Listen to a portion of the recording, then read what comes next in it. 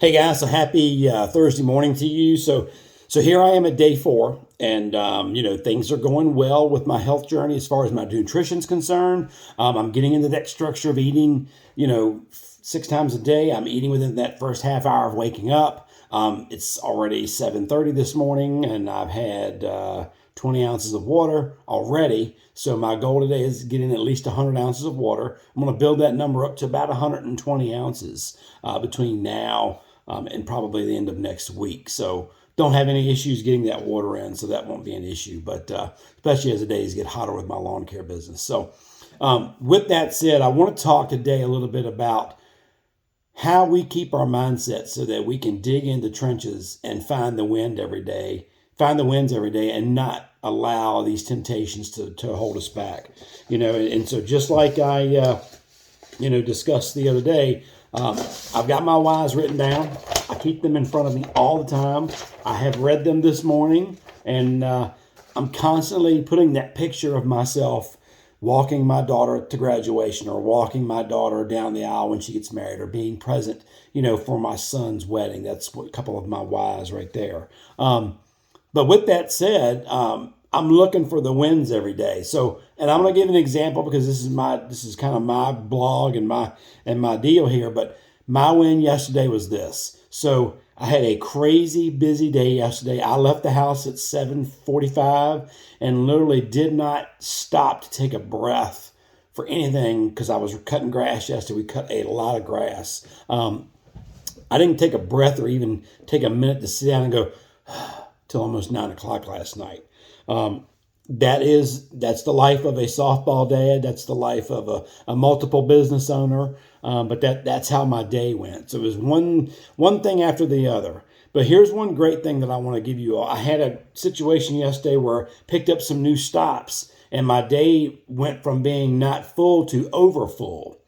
Normally in the past, I would have probably freaked out and just caved and gone and got something from the store, whether it had been a sandwich or whatever, and just woofed it down. And I'll be frank, I probably would have gotten some donuts as well. But I did not do that yesterday. So that's one win there. My second win was this. So I went all day yesterday with only 440 calories from my fuelings.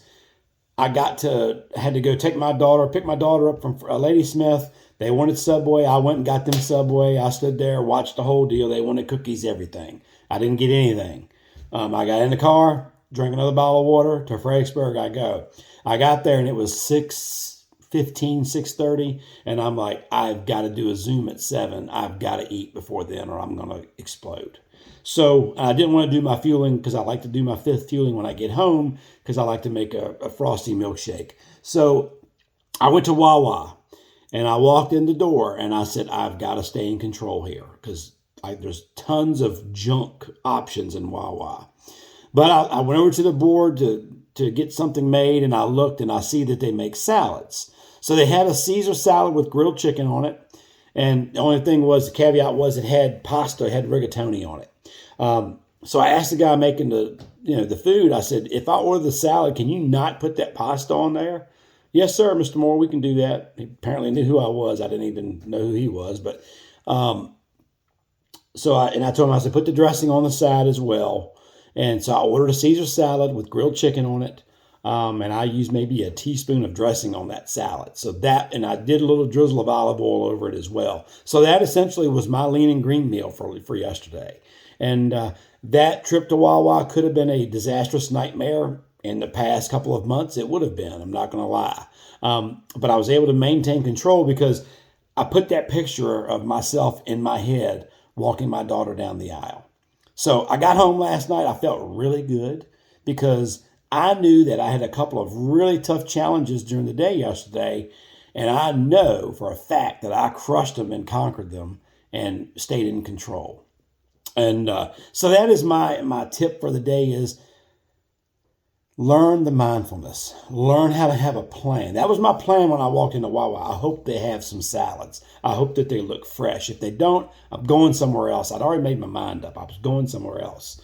So I was able to navigate that challenge and that those stressful situations and it not be a detriment to my health as I move forward. So that's my tip for the day is, just lean into your plan, lean into your why, but also be mindful when you go to these places. What am I going to do?